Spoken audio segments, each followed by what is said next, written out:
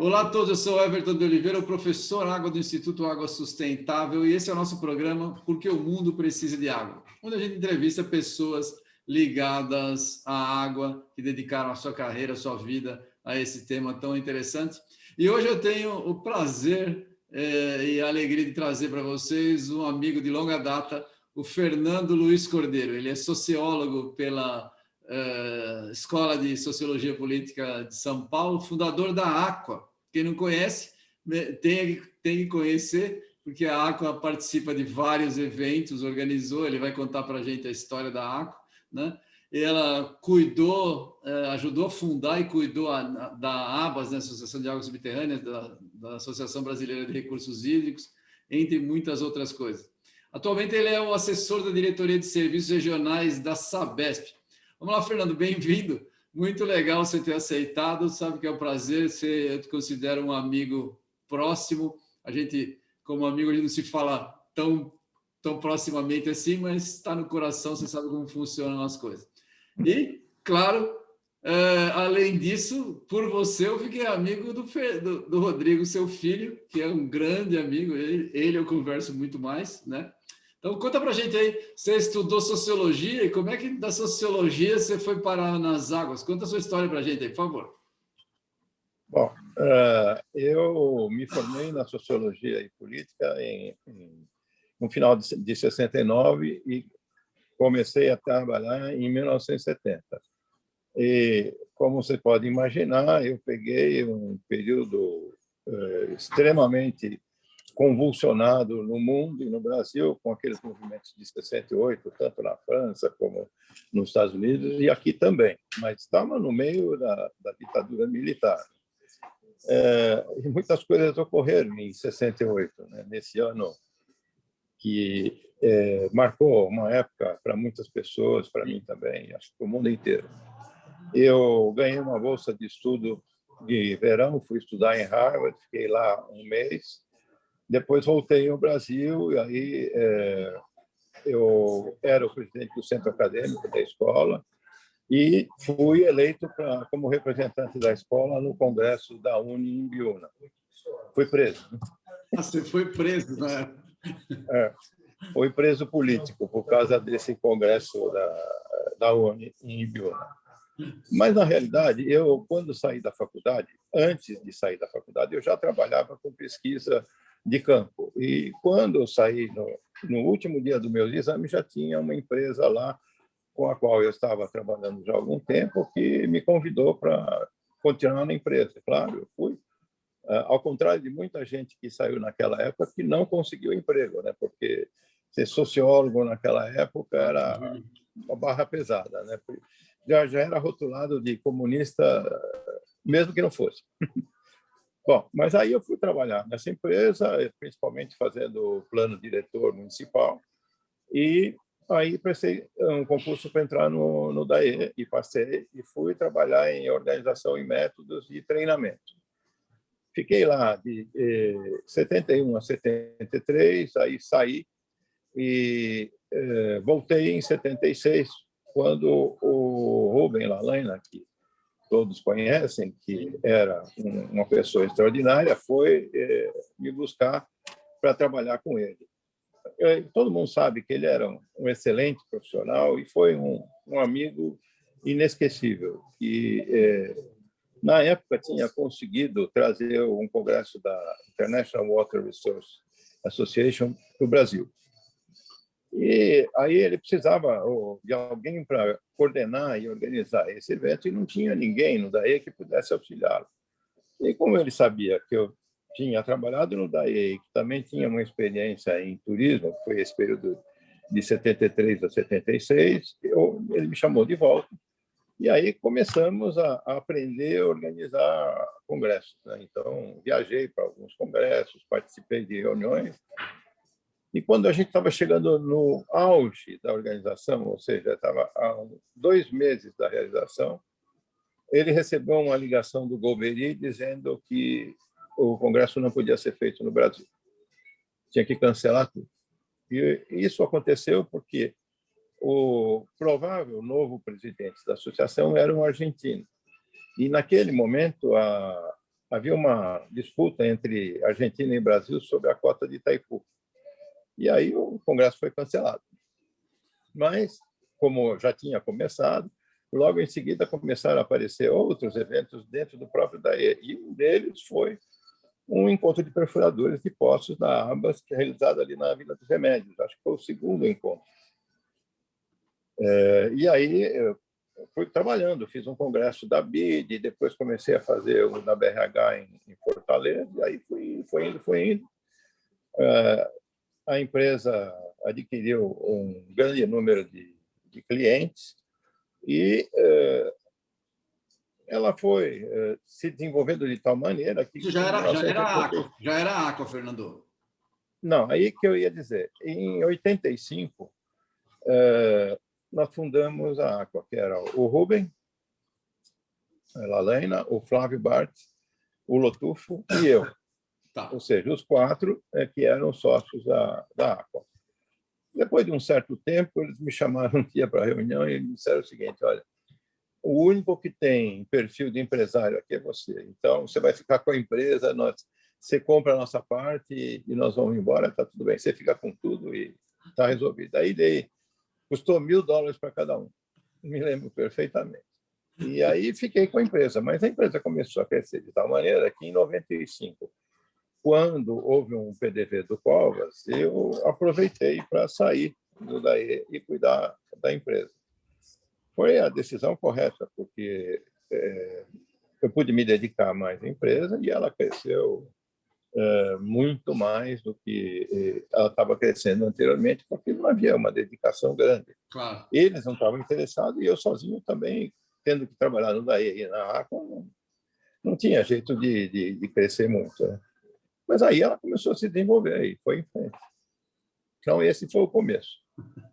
Muito legal. Corajoso, porque pouca gente sairia do emprego para ficar na iniciativa privada, né? Isso eu acho legal de você.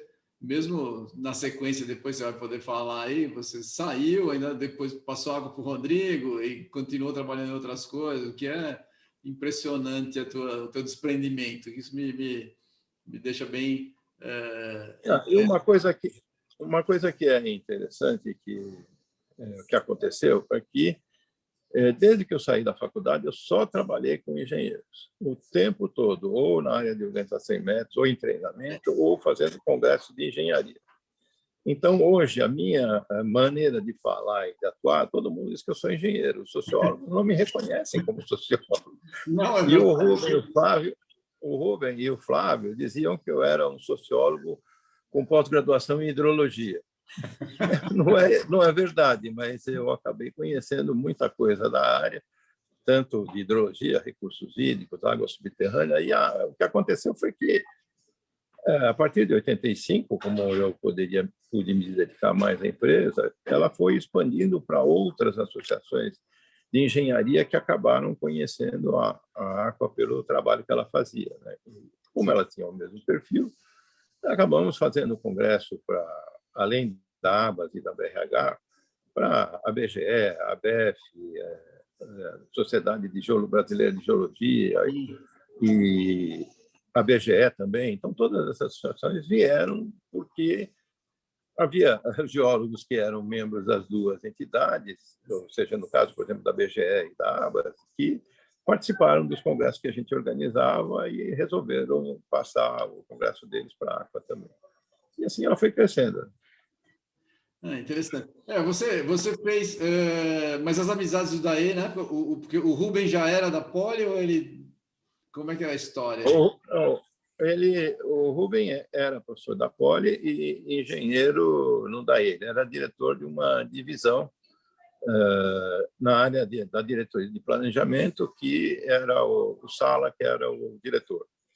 Mas houve um período que eles resolveram tirar o Pimenta lá do CTH e a pessoa indicada foi o Rubem. E o Rubem foi para o CTH e o único da diretoria que foi com ele fui eu. E ficamos os dois no CTH de 76 a 84. Lá no CTH fiz uma porção de coisas também, e também comecei a aprender outras coisas que eu ainda não conhecia, mas isso me deu um background que você não vai encontrar em nenhum outro sociólogo ou organizador de empresa na área de engenharia, com certeza. Aliás, eu achei interessante olhando as suas coisas. Eu não sabia que você tinha feito ali naquela escola, eu sabia que você tinha feito sociologia, achei que você tinha feito na USP. Não, foi na Eu sociologia. morei ali do lado, aquela como é que fala? A biblioteca infantil, é a primeira É biblioteca. em frente. É em frente. A primeira que eu frequentei de criança foi lá. Olha só. Eu passei esses 4 anos ali, então você deve ter conhecido. Não sei se quanto tempo você morou lá, mas na época que eu estava na faculdade, havia um barzinho ali na rua, que eu não me lembro o nome agora, não é a Maria Antônia, aquela travessa que tem a economia, chamava o Bar Sem Nome. E a gente sempre ia tomar uns aperitivos o bar lá. da esquina da Maria Antônia, o bar do Zé, lá da esquina com a... Não, é para baixo, é quase esquina com a Major Sertório. Ah, tá. E lá, o Chico Buarque era um dos que estavam sempre lá também tomando uma, né? Continuou tomando a vida toda, ele começou lá. E deve ter melhorado a bebida também, né? Provavelmente. Ah, sim, com certeza. Não, eu morei lá. Na verdade, quando eu frequentava a escola ali, a biblioteca, eu morava longe. Depois eu morei na Maria Antônia muito tempo e morei na Dona Veridiana. Morei nas duas ali. Tudo ali do Tudo lado. naquele miolo ali. Tudo do lado, E exatamente. quando eu entrei na faculdade, meu pai já morava em Higienópolis, mas quando eu estudava no colegial, que foi no Rio Branco, eu ainda morava em Santana. Ah, tá. Então você também é da Zene. Eu era da freguesia eu morava na freguesia e depois que eu mudei para lá. Aí nunca mais voltei para a freguesia do. Nós saímos de Santana quando eu já tinha 20 anos. Né? Aí fomos morar em Higienópolis e fiquei em Higienópolis até mudar para Peruíbe. Mudei de Você apartamento, ficou naquele apartamento ali? sempre na região. Você vê que coisa. Eu estudei no Oswaldo Cruz, ali embaixo, era descendo a tua rua, né? Sim, é ali. Eu morei na Gabriel dos Santos. Eu sei. Eu lembro, uma vez a gente voltou de táxi, a gente desceu, você desceu, eu lembro, não sei de onde, do Nordeste, que nós voltamos, dividimos um táxi, você parou ali. Eu lembro dessa história aí. Dali foi quando eu vim para morar em Peruíbe, mas ali eu morei uns bons anos. Eu não sei exatamente quanto, mas com certeza mais de 10 anos. Mas antes eu tinha um apartamento na esquina da Itacolomi com a Sergipe. Era um belo apartamento, muito bom. Mas quando eu me separei da mãe do Rodrigo, ficou para ela, né? Mas era um apartamento genial. Ali é uma região legal, eu gosto dali também. Gosto. Hoje eu estou voltando a morar na cidade aqui, saí, fiquei um pouco mais longe, mas estou voltando. Não consegui ter coragem ainda de ir para a praia igual você, quem sabe eu tenho. É que as meninas. Eu tenho as meninas ainda estão na escola, então tenho que esperar mais um pouquinho para poder ficar com livre. Isso é verdade. Você pode fazer uma mudança dessa quando você já tem um grande número dos seus, vamos dizer, não digo problemas, mas coisas que você tem que fazer na vida, com a família e profissionalmente, que você tem essa possibilidade. Porque enquanto você está ligado a uma empresa ou seus filhos ainda estão morando com você e ainda estudando, isso fica muito mais difícil. Não dá. É verdade, é verdade. Bom, vou voltar para a água aí. Você viu praticamente o nascimento das associações da ABAS, da BRH, você acompanhou várias associações, né? Como é que foi isso? E qual, na sua opinião, a importância das associações para os recursos hídricos no Brasil? Você que viu bastante, conheceu as pessoas, viu o trabalho, conta para a gente aí. Bom, no caso da BRH, quando eu estava lá no CTH com o Rubem, em 77, foi convocada uma reunião no Rio de Janeiro, lá na Federal do Rio, para discutir a formação de uma associação de hidrologia e recursos hídricos. Então, nessa assembleia, ou nessa reunião, é que foi fundada a BRH. Na realidade, então, me tornei um sócio fundador da BRH. Estavam naquela reunião. O Lotufo, o Rubem e o Flávio eram outros também que estavam lá. e foram fundadores. Depois, em 78, a ABAS foi criada. A ABAS foi criada pelo Renato de la Tonha, que ele era, na época, o presidente da CETESB.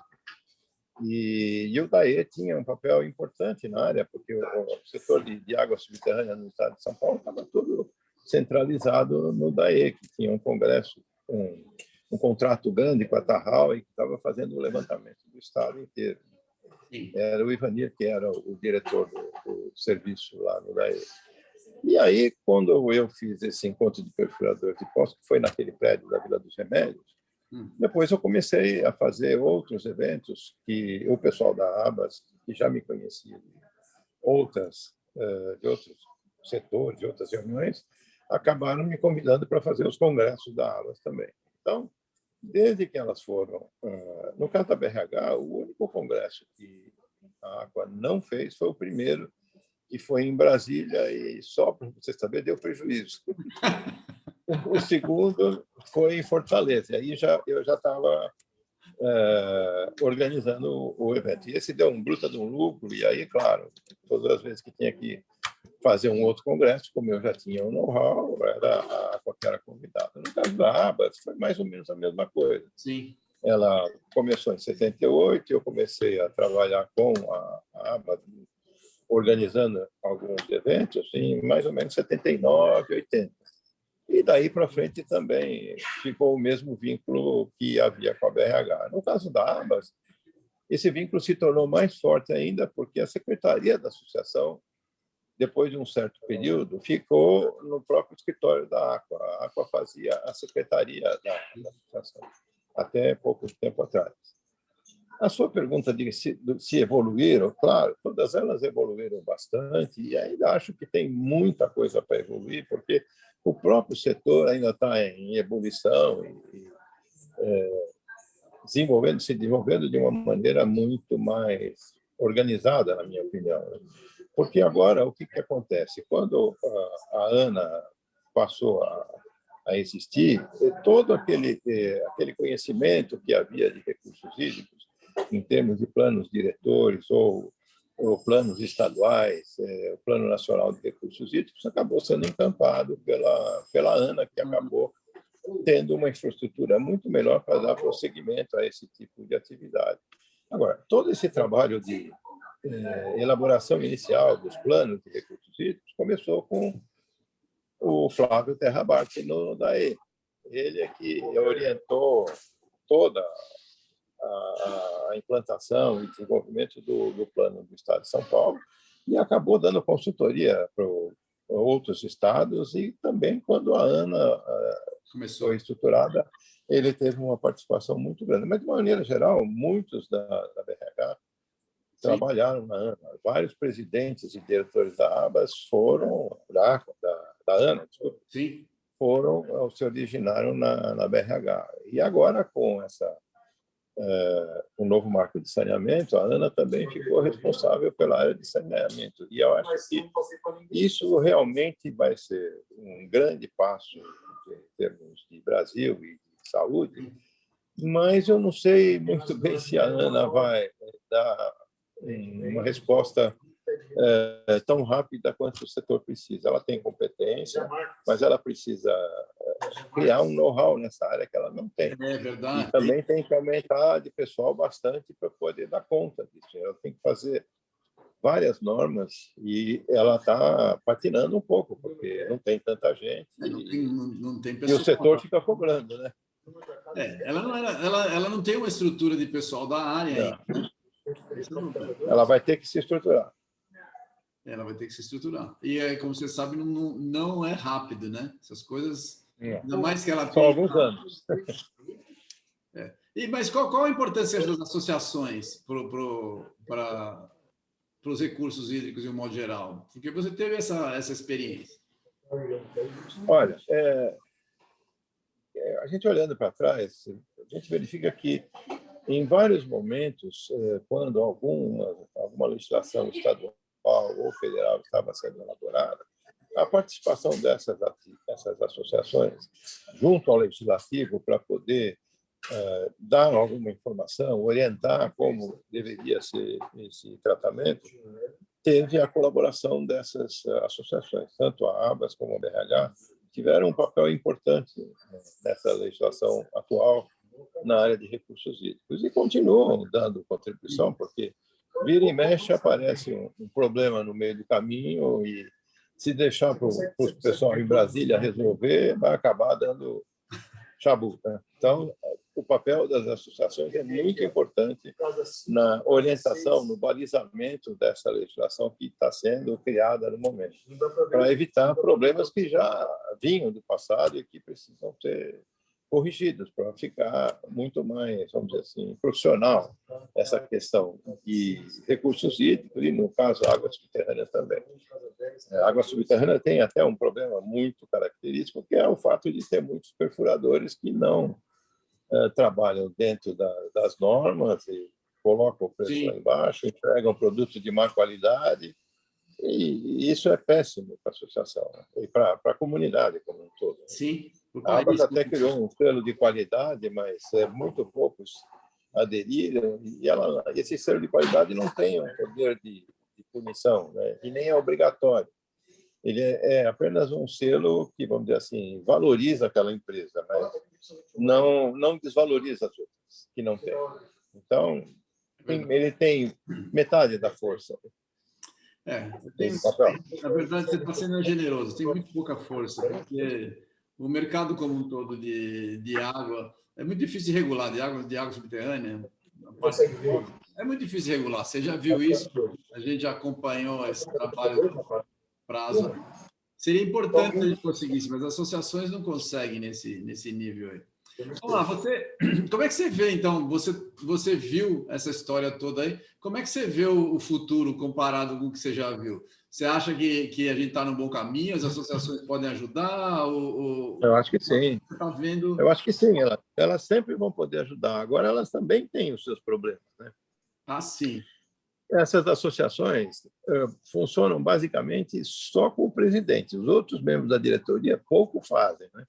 E sobrecarregar um presidente que tem outras atividades para cuidar de uma associação desse tipo é uma coisa complicada, porque ele não pode se dedicar como a associação precisa. Se ele tivesse um diretor ou um presidente com um certo profissionalismo dedicado à entidade, ele poderia fazer muito mais. Mas como é sempre rotativo, de 2 em 2 anos, chega um presidente, monta uma diretoria e trabalha sozinho, ele pode fazer e vai fazer e está fazendo alguma coisa.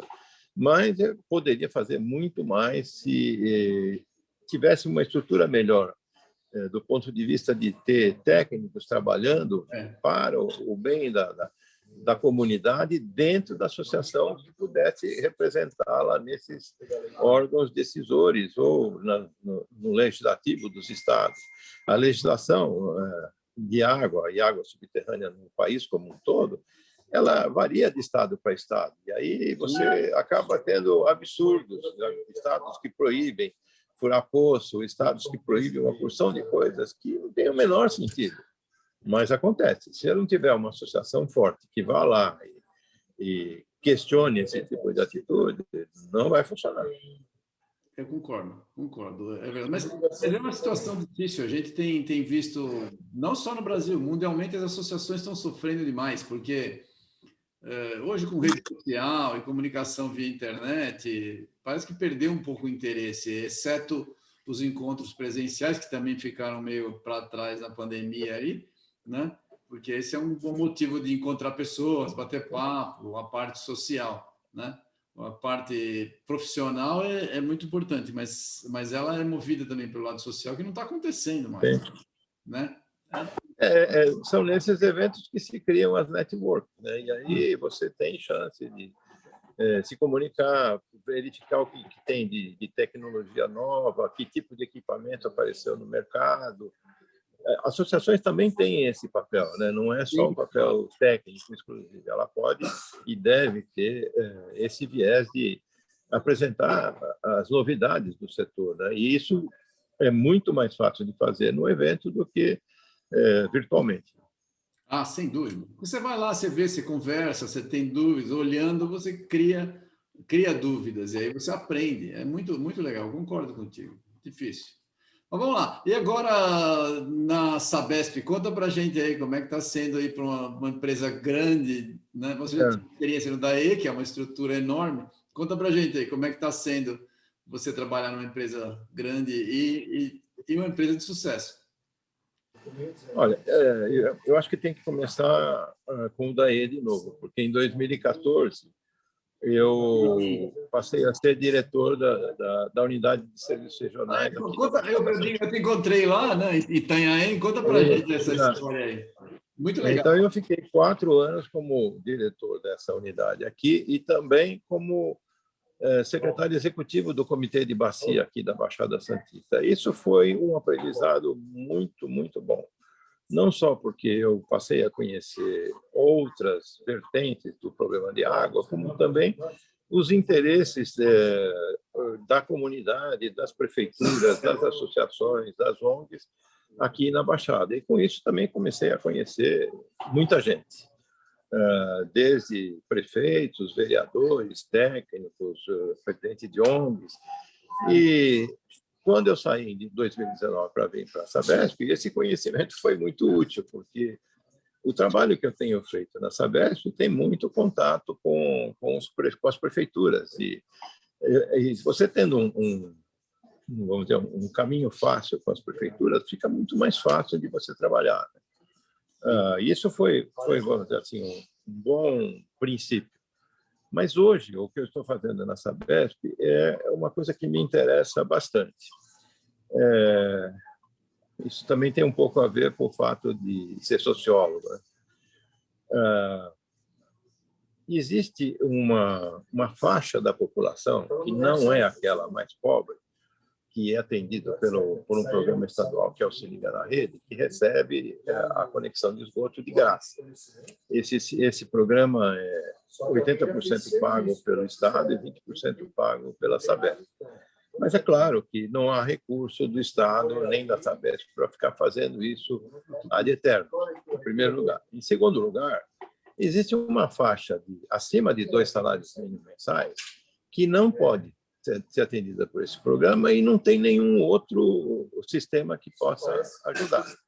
Então, o que eu estou tentando implantar na Sabesp, eu acho que vai dar certo, é implantar um sistema de microcrédito, em que há um tripé, uma ONG internacional que dá o know-how, a Sabesp que dá os dados de quem pode atender e precisa de um financiamento, e uma financeira que vai contactar o morador, oferecer um financiamento para ele, e ele paga isso em 36 meses a um juro baixo. Isso pode resolver um grande número de casos e ajuda bastante a cumprir a meta de ter 90% de esgoto atendido até 2033. Porque se não tiver algo desse tipo, não se chega lá. E isso está dando um trabalho muito grande para mim, porque, como eu não conheço muito bem a estrutura da Sabesp, a Sabesp não é como uma BRK da vida que pega isso, contrata e está tudo resolvido. A Tereza assina e está resolvido. Na Sabesp não é assim. Tem vários setores que estão envolvidos, precisa fazer uma licitação para ver qual é a empresa que vai fazer a análise de cada caso, em cada casa, o que ela vai apresentar, quanto ela recebe, e para fazer isso vai ter que licitar. Ou dar um outro enfoque para isso, quer dizer, abrir uma concorrência para o sistema como um todo. A Sabesp só vai ganhar dinheiro com isso. Ou seja, ela vai fornecer todas as possibilidades de um cadastro para que alguma empresa explore isso, uma empresa financeira, né? E a Sabesp vai acabar recebendo de um jeito ou de outro, porque a conta que ela vai receber daquele morador é em dobro, né? Porque o esgoto é o mesmo valor da água, né? Mas eu acho que não é nem o problema financeiro. Eu acho que o principal objetivo disso é criar condições de saúde para essa população de baixa renda que vive num ambiente péssimo, né? E toda essa doença de veiculação hídrica, que é realmente um grande problema no Brasil, pode ser minimizado com esse programa. Esse caso, por exemplo, da Sabesp no Novo Pinheiro, eu acho que as pessoas ainda não perceberam o grau de avanço que vai representar isso na vida das pessoas. Não só em termos de saneamento, mas pelo fato de que eles vão ter um endereço, eles vão poder dizer onde vai, que água que eles têm e assim por diante. E esse programa do Novo Pinheiros, eu acho que é um fenômeno, e acho que vai acabar sendo aplicado em outras coisas na Sabesp.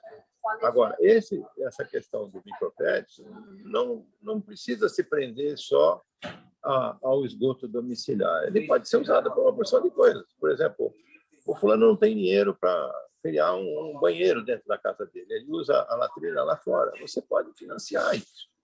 E aí ele passa a ter um ambiente muito melhor. Claro. Não só do ponto de vista interno, como externo. Ele vai deixar de contaminar, inclusive, o subsolo, porque vai eliminar a fossa. Sim. E é isso que eu acho que é o grande mérito. E esse é um programa que já foi sucesso em vários países do mundo. Ele foi criado por um paquistanês e hoje ele é aplicado em vários países. E o objetivo desse programa de microcrédito é fornecer crédito para pessoas fora do sistema de crédito, que não têm acesso ao sistema bancário.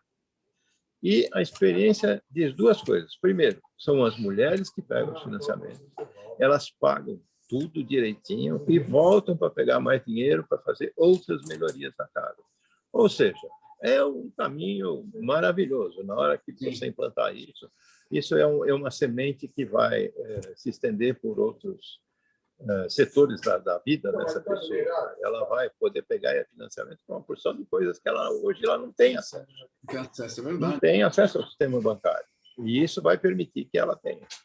Então, é extraordinário do ponto de vista social. A outra coisa que eu estou fazendo, talvez seja um lugar que você conhece, que é a comunidade que, lá na beira, na foz do rio Una, em Peruíbe. Sim. É uma comunidade de 50 casas que está a 35 quilômetros da cidade, não tem nenhuma conexão de água da cidade e a água que eles tinham era uma captação feita numa cachoeira a 4 quilômetros de distância, que a tubulação desce o morro, passa por baixo do rio Una, sobe por uma ilha que é um pântano e desce de novo, passa por rio de baixo de novo e vai para lá. Isso foi construído pela Sudelpa há mais de 50 anos e nunca tiveram auxílio para fazer a manutenção. O que aconteceu? Toda vez que há uma ruptura, eles vão lá e consertam e põem uma tubulação de diâmetro diferente. Ou seja, não tem mais pressão nenhuma na água. Então, hoje, o que está acontecendo, o quadro é o seguinte: a água das escolas, das crianças das escolas, é buscada em Peruíbe a 35 quilômetros.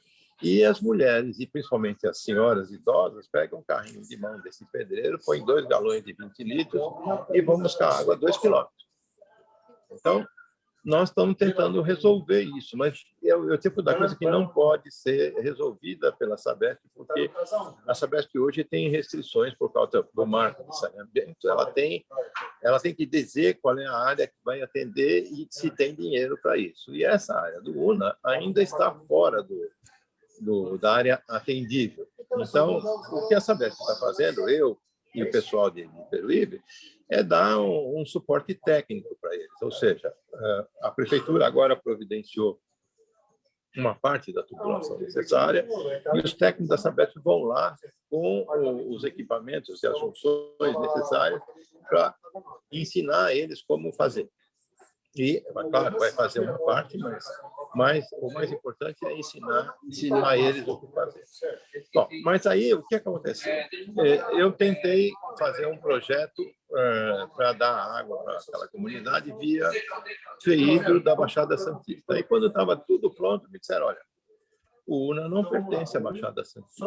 Não pertence. Pertence a Peruíbe. Não, pertence ao Vale do Ribeira, porque ele está do outro lado do maciço, é uma outra vertente. Aí tivemos que fazer tudo no Ribeira, mas a prefeitura não fez nada, né? Entreguei um projeto pronto para eles e, no fim, eles não deram continuidade e não saiu dinheiro. Então, eles ficaram numa situação complicada, porque a Sabesp não pode fazer e o FEHIDRO não dá dinheiro. Então, surgiu a possibilidade que o Rui Brasil me ligou um dia oferecendo, e felizmente eu acho que é uma solução boa, porque ele sugeriu que fizesse um projeto para pegar dinheiro do Rotary para fazer isso. E o presidente do Rotary aqui em Peruíbe é o Souza, que você conhece.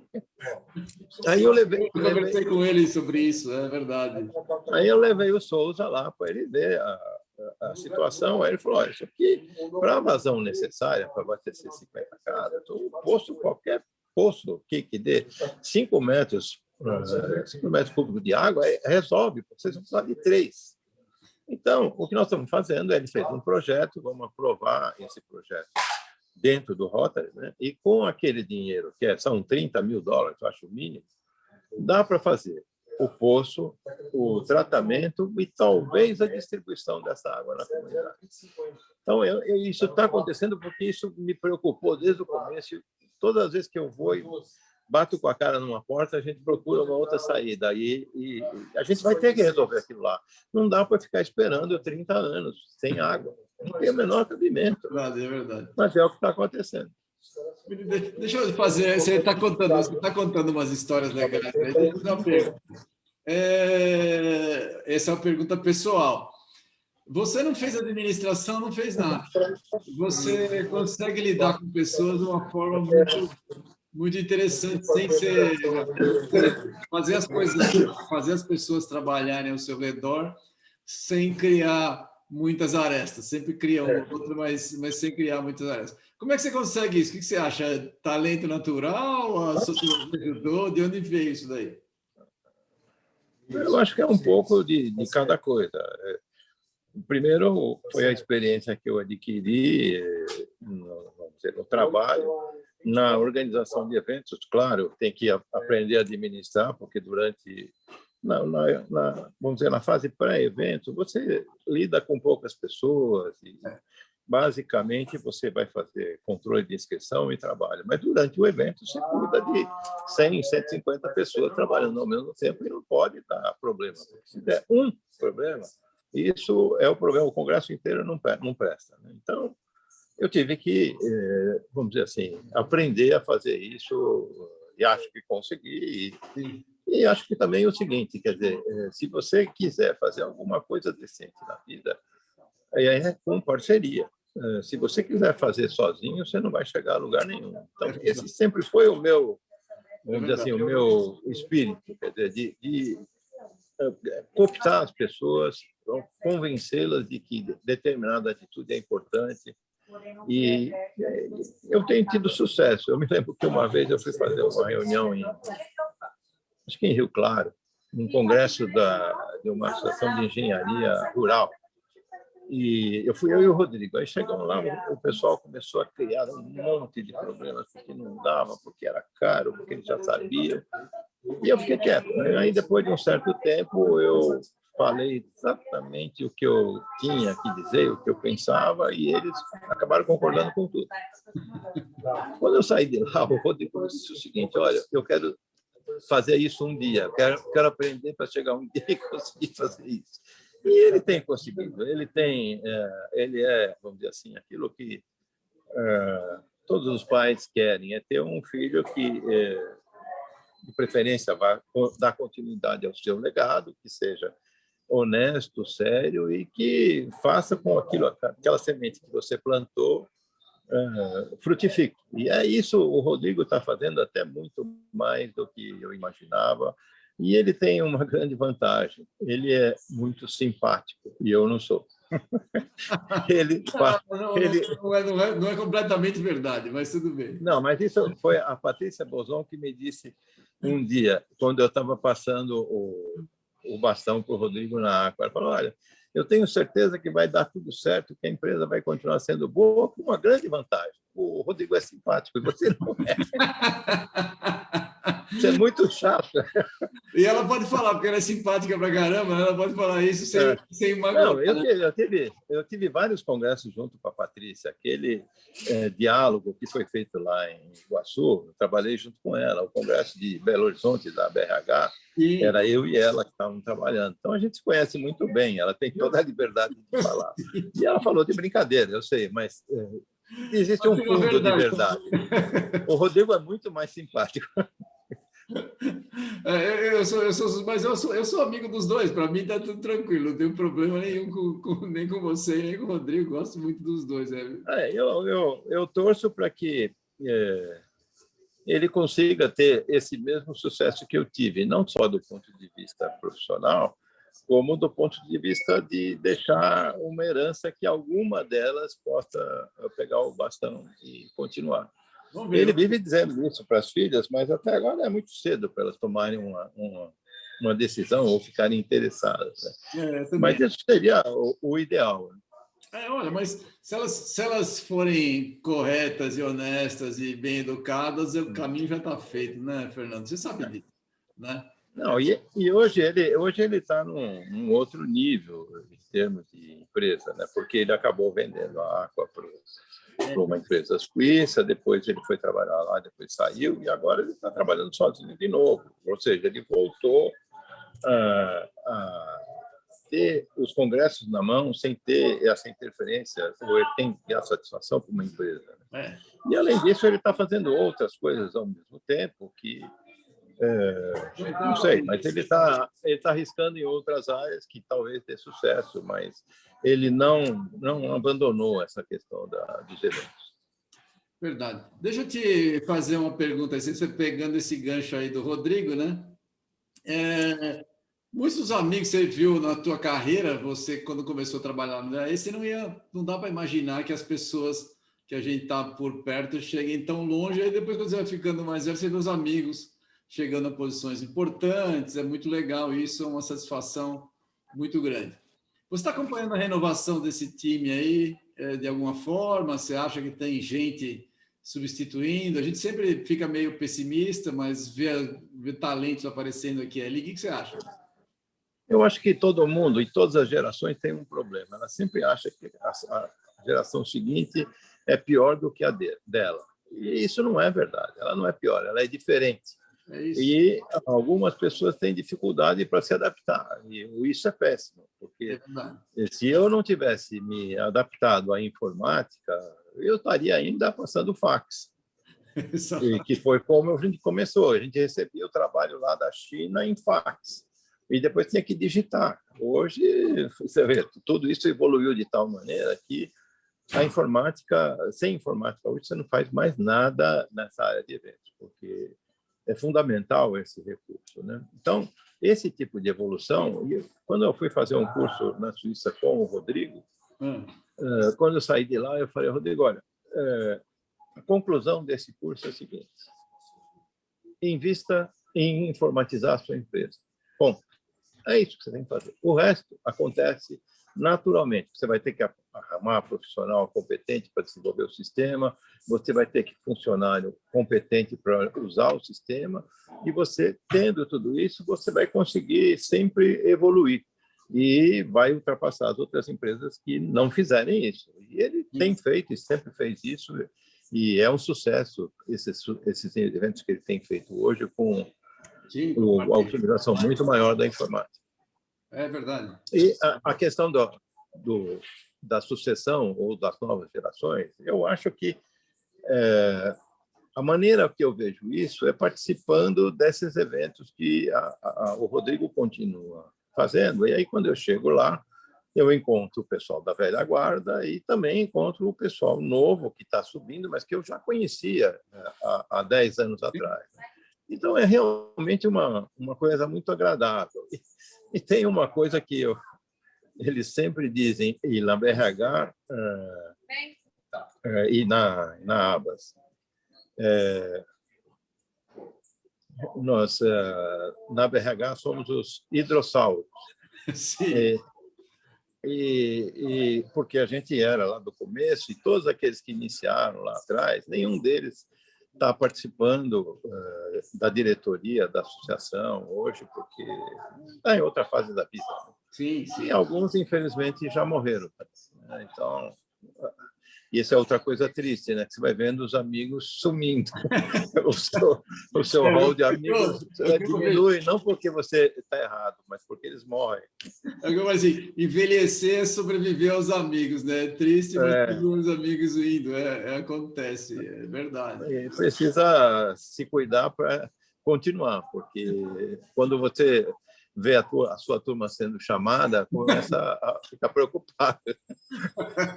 É verdade, é verdade. Mas você viu, eu concordo com você, não tem muito vácuo de espaço. As pessoas vão ocupando os espaços, fazem coisas diferentes, fazem coisas legais também, porque as épocas são distintas, né? O pessoal antigo fica falando no meu tempo, não sei o quê, mas não tem essas coisas vão acontecendo e... A base deles hoje para evoluir é diferente da que nós tivemos. Claro. Então, eles já partem de um ponto muito mais adiante. Não é nem melhor nem pior, é muito diferente daquilo que a gente tinha na época que começou. E eles vão ter soluções diferentes, é óbvio. Não é uma questão de ser pior. É a mesma coisa que na música.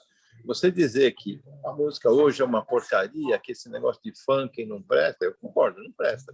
Mas você não pode negar a importância desse tipo de música, porque em todos os países do mundo esse tipo de música prevalece hoje. É uma coisa muito chata, porque são todas iguais. Tanto nos Estados Unidos, como no Brasil, como na Europa, na China, no Japão, é tudo igual. Não muda. Mas, vamos dizer, daí pode sair alguma coisa boa no futuro. A gente tem que ser otimista. Sim, eu também, eu concordo com você. Agora, vou fazer uma pergunta. Você viu o Rodrigo, você falou das netas, né? Das meninas. Você indicaria para elas estudarem água também, trabalharem com água? E você, pessoalmente, faria tudo novamente ou você mudaria alguma coisa do que você fez na vida? Olha, eu vou te dizer isso de uma maneira diferente. Existe uma música dos Titãs que chama Epitáfio. Essa música diz o seguinte, que eu poderia ter arriscado mais, até errado mais, ter feito o que eu queria fazer, deveria ter complicado menos, trabalhado menos e ter visto o sol nascer. É isso. É verdade, é verdade. Mas olha, a gente sempre fica. Esse tema dos Titãs aí aparece, tem um poema do Pablo Neruda que é nessa linha também, e tem vários. Mas é uma grande verdade. Vamos dizer, as coisas que eu me arrependo são aquelas que eu não fiz, não as que eu fiz. Mas mesmo assim, tem um negócio interessante, é bom ouvir isso, mas você é um cara que arriscou. Comparativamente, você não é um cara que ficou parado e que pegou um emprego e por medo de largar, não fez coisas diferentes. Você fez, e esse eu acho que é um exemplo interessante para as pessoas que morrem de medo de fazer um passo diferente na vida. Você saiu do DAE porque você achava que a empresa estava andando, você largou uma segurança para algo que era uma insegurança, o que não é uma coisa Agora, normal. Esse salto só é possível se a sua mulher estiver de acordo. Senão, não vai dar certo. É verdade. E, no meu caso, ela estava a favor, ela me incentivou, apoiou e deu certo. É verdade, é verdade. Eu sei porque eu também sou um cara arriscado, né? Você me conhece, sempre fui andando, criando coisas, inventando coisas. Nem sempre ela estava completamente de acordo, mas em geral ela estava e ajudou, que é o que faz funcionar, né? Senão, eu concordo com você. Se não tiver uma estrutura funcionando junto com você, não vai. É verdade. Muito legal. Ô, Fernando, nosso tempo está terminando, o papo está muito legal. Muito bom conversar com você. Bom as pessoas saberem como é que funciona. Você, para quem não conhece, é bom saber. O Fernando é uma pessoa extremamente importante. Eu vejo você na história das associações aí como um bom amálgama. Você consegue transitar, porque quando a gente lida com pessoas de áreas diferentes dentro de uma associação, tem muito ego, tem muita defesa de interesse que às vezes torna, sei lá, obscurece, né, o objetivo principal. E você tem esse dom de de conversar com as pessoas, simpático ou não, né? Tem esse dom de conversar com as pessoas e fazer andar, o que é muito legal. Tá? Então, por favor, faz suas considerações finais. É sempre um prazer falar contigo, Fernando. Eu agradeço a sua gentileza de participar aqui, de compartilhar a sua experiência com todo mundo. Por favor. Primeiro, eu agradeço esse seu convite para fazer essa entrevista. Acho que tive uma certa contribuição para essas associações, mas eu também aprendi muito com elas. Eu nunca poderia ser ingrato a ponto de dizer que eu fiz, eu falei, eu consegui. Não, eu só consegui porque eu tive apoio das associações e das pessoas que as comandavam. Às vezes, esse tipo de problema que você levantou ocorreu, mas vamos dizer assim, essa experiência de 50 anos lidando com gente me permitiu conseguir atingir os objetivos que eu achava que eram válidos.